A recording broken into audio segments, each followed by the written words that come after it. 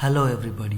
So today we will आज हम देखेंगे एक नए लॉ जो कि काफ़ी पॉपुलर हो रहा है न्यूज़ और मीडिया में। इसका नाम है nuclear liability law. Nuclear liability law आज की बात नहीं है, ये 2010 के अंदर बना था। एक्चुअली ये काफ़ी डिबेटेबल लॉ है। इसके अंदर काफ़ी मिसहैपनिंग और एम्बिग्विटीज़ भी है।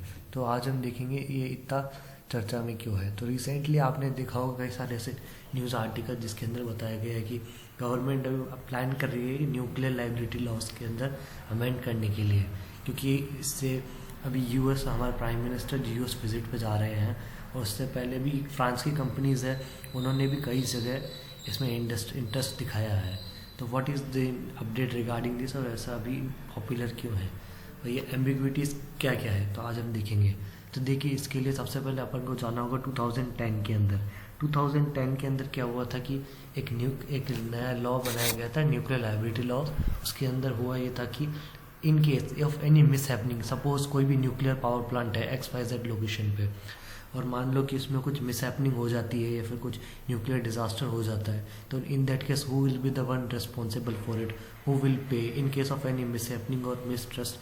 तो who will be the person who will be accountable, और उसको कौन उस डैमेजेस को पे करेगा। तो इसके लिए एक एग्रीमेंट हुआ था, मतलब एक लॉ बनाया गया था पार्लियामेंट के अंदर, जो कि उसके अंदर ये बताया गया था कि अगर कोई भी न्यूक्लियर प्लांट होता है ना, तो उसके अंदर अपन को दो चीज़ें होती है। एक तो होता है सप्लायर और एक होता है केयर टेकर। और care taker in the person की जो उस न्यूक्लियर पावर प्लांट को ऑपरेशनल रखने के लिए हेल्प कर रहे हैं, फिर उसको ऑपरेशन में ले रहे हैं, who is the final person authority. तो इसमें सप्लायर तो होती है न्यूक्लियर पावर प्लांट बनाने वाली कंपनीज, जो कि प्राइवेट कंपनीज होती है, और जो उसको ऑपरेशन रखती है वो होती है गवर्नमेंट्स। जैसे कि इंडिया के अंदर कोई भी न्यूक्लियर प्लांट मेंटेन होता है या फिर बनता है, तो ये रशिया, फ्रांस, यूएस की कई सारी कंपनीज होती है। जैसे ये एक फ्रेंच कंपनी है इलेक्ट्रिसिटी डी फ्रांस, ये एक सरकारी कंपनी है जो कि न्यूक्लियर पावर प्लांट बनाती है। उसके अलावा एक और कंपनी है American WEC, wasting house electric company. ये सब कंपनीज है जो कि न्यूक्लियर रिएक्टर्स बनाती है और गवर्नमेंट्स को देती है ताकि वो इलेक्ट्रिसिटी प्रोड्यूस कर सके।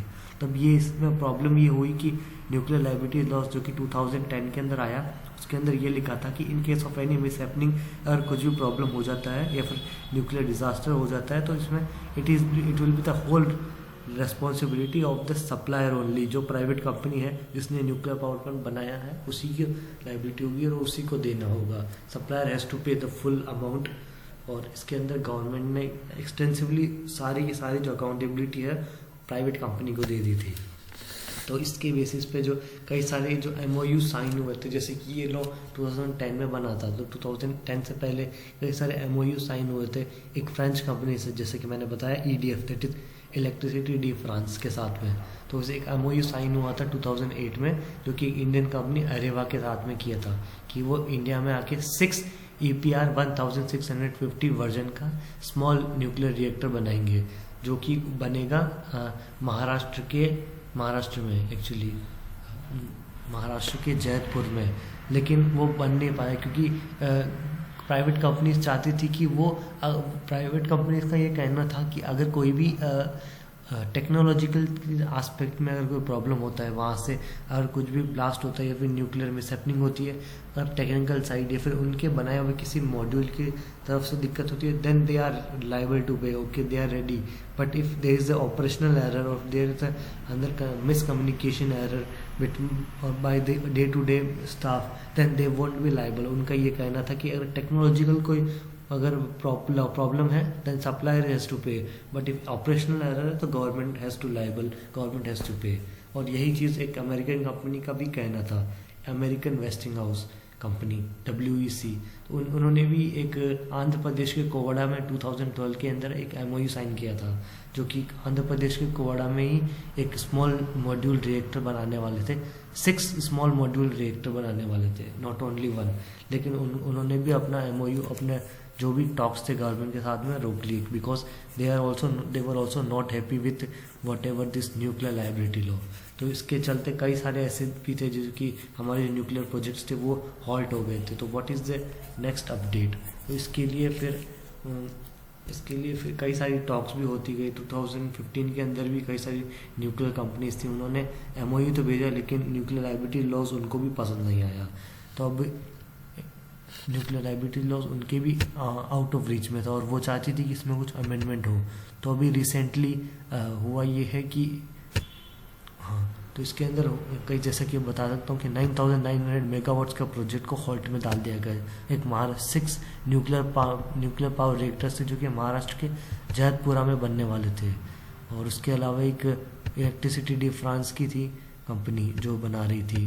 तो ऐसे कई सारे प्रोजेक्ट्स थे। और एक और बात है इसकी, एक और एस्पेक्ट है कि ये जो न्यूक्लियर लायबिलिटी लॉ है वो सिर्फ न्यूक्लियर पावर, न्यूक्लियर एरा तक ही नहीं लिमिटेड है, लेकिन वो थ्रू आउट द फार्मास्यूटिकल्स के अंदर भी आपको देखने को मिलेगा कि ये लाइबल होता है। जैसे कि आपने देखा होगा 2019-2020 के अंदर जब कोविड-19 अपने पीक पे था तो एक अमेरिकन कंपनी थी मॉडर्ना या फिर कोई भी फाइजर हो गई, तो इन्होंने जब इंडियन गवर्नमेंट ने इनको रीच आउट करा या फिर इन्होंने गवर्नमेंट पे रीच आउट करा कि हम आपकी कंट्री में वैक्सीनेशन, हम आपको वैक्सीन प्रोवाइड करेंगे, तो गवर्नमेंट ने बोला था कि हमारे यहाँ ये लॉ है कि अगर आपकी वैक्सीन से कुछ भी अगर दिक्कत होती है, कुछ भी अगर मिसहैपनिंग होती है, then it will be the private company who will be liable. लेकिन मॉडर्ना ने भी बोला कि आप हमसे टेस्टिंग ले लीजिए, आप हमारा जो भी डेटा है, हमने बहुत एक्सटेंसिवली डेटा को एनालाइज करा है, टेस्टिंग करिए, आप उसको देखिए, अगर आपको अच्छा लगा then only reach out to अस।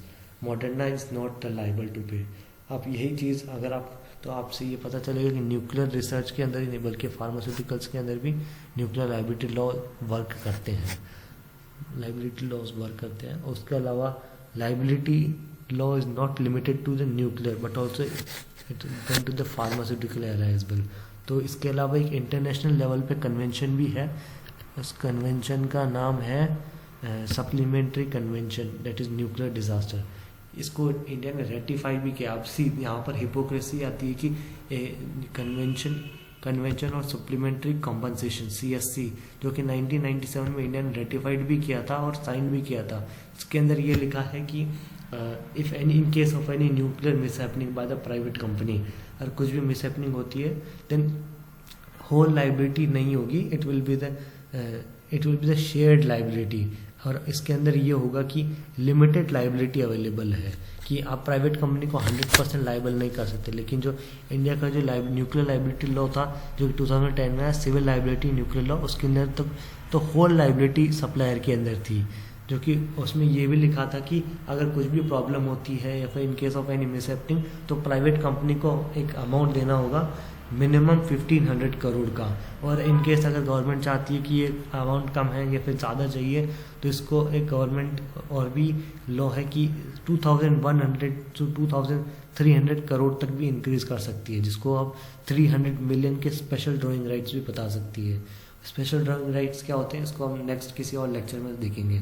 तो इसके अंदर ये है कि in case of any nuclear mishappening private supplier will be the responsible. अभी ये रिसेंटली न्यूज़ में है इसलिए क्योंकि आपने देखा होगा 2025 के बजट के अंदर रिसेंटली बताया गया कि हम बाय 2035 और 40 हम 20,000 करोड़ स्पेंड करेंगे। 2033 तक हम 5 इंडिजिनसली डेवलप SMR को लॉन्च करेंगे, small modular reactor nuclear energy के लिए। अब ये इसमें प्राइवेट कंपनीज का ये लॉस है बिकॉज अभी आप देखो होगा कि यूरोप में एक लिबरल एरा चल रहा है जहाँ पे कई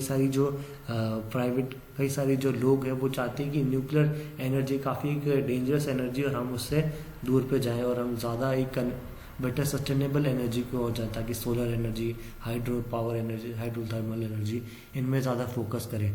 तो अब इनसे क्या हो रहा है कि जो प्राइवेट कंपनीज है, जैसे कि मैंने बताया अमेरिकन कंपनी, फ्रेंच कंपनीज, इनका जो क्लाइंटल है वो कम हो रहा है। अब ये चाहती है कि वापस से इंडिया 2025 के अंदर जो लॉज आया है वो उनके ऊपर फेवर में ज़्यादा जाए। इससे ये होगा ये कि जो प्राइवेट कंपनीज हैं, जो सप्लायर्स हैं, उनको थोड़ा कम, उनको एक ज़्यादा रूम मिल जाएगा अपनी बात रखने का, या फिर in case of any mishappening तो दे विल नॉट बी 100% और होल लायबिलिटी उन पे नहीं आएगी। तो प्राइवेट कंपनीज भी इसमें पुश आउट कर रही है। उसके अलावा एक और बात भी है कि अभी जैसे 2025 के अंदर जो इलेक्शन हुए थे यूएस में, तो यूएस कंपनी है वो ट्रम्प एडमिनिस्ट्रेशन को बहुत ज़्यादा रीच आउट कर रही है। उन्होंने बोल रही है कि इंडियन गवर्नमेंट पे आप फोर्स आउट करिए कि वो इस लॉ को अमेंड करे। और रिसेंटली जैसे कि मैंने बताया 2025 के अंदर ये न्यूक्लियर एनर्जी तक हमारा ये डाउट है कि 100 गीगावाट्स की न्यूक्लियर पावर प्लांट कैपेसिटी 2047 तक बनाए। तो इससे ये भी हो रहा है कि ट्रम्प एडमिनिस्ट्रेशन भी हम पे काफ़ी ज़्यादा वो कर रहा है, प्रेशराइज कर रहा है कि हम इसमें चेंजेस करें। तो इससे कई सारी चीज़ें हमको पता चलती है। और यूपीएससी एस्पिरेंट पर्सपेक्टिव से civil liabilities of nuclear damage act इसलिए काफ़ी ये पॉपुलर है और ये इससे क्वेश्चन बन सकते हैं।